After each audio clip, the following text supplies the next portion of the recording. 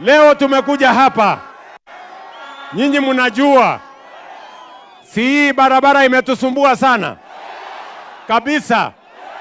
Si kuna maji inatoka hapa inaharibu hii mahali yote, na barabara inaharibika. Sasa tumekuja na dawa yake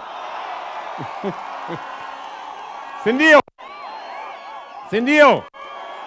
Wakati nilikuja hapa kutafuta kura, si namna hiyo, watu wa Naivasha waliniambia mnataka barabara mbili ya muhimu. Nataka hiyo barabara kutoka kule Olkaria tuunganishe Kongoni, tuunganishe mpaka Kasarani, alafu tutoke hapo tutengeneze hii barabara ya kupitia Central mpaka Ndabibi hapa kwa shule, alafu tutaipigisha kona, si ndio? Alafu pia tuanzie pale Crater Lake, ipitie pale Maduro, pande iende mpaka ifike kule kwa police station kule ng'ambo, alafu baadaye tuunganishe mpaka iungane na Tangi Tano, si ndio? Mnasema tuendelee ama tuendelee? Hiyo kazi iendelee ama isiendelee? Leo mimi nimekuja na contractor hapa. Huyu contractor atatujengea kilomita 40. Yaani kutoka Olkaria mpaka ifike kule Kasarani, hii kutoka kule kona mpaka ifike hapa kwa shule ipige kona, na vile vile ile kutoka Crater Lake iende mpaka ishikane baadaye na huko Tangi Tano. Si dunia yetu itafunguka jameni? Si itafunguka? Mnasema kazi iendelee ama isiendelee? Kazi iendelee.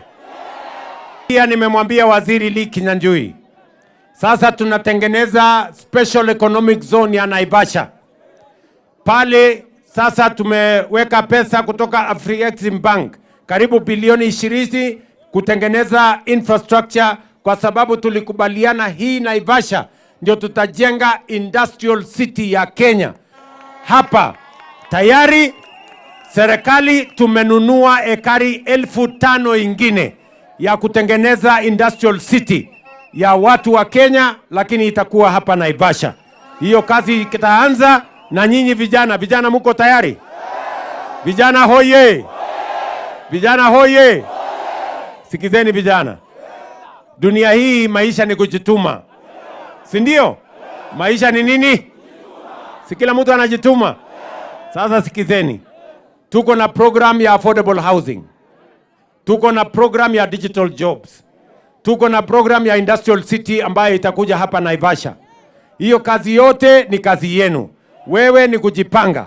Tunaelewana? Na Ijumaa hii tuko na ile program ya Nyota. Na tumesema tunatafuta vijana 1,100 wale wanafanya biashara, tuwapatie kila mmoja wao 50,050 waweze kuinua biashara zao. Vijana wa hapa mko tayari ama mko tayari? Mko tayari?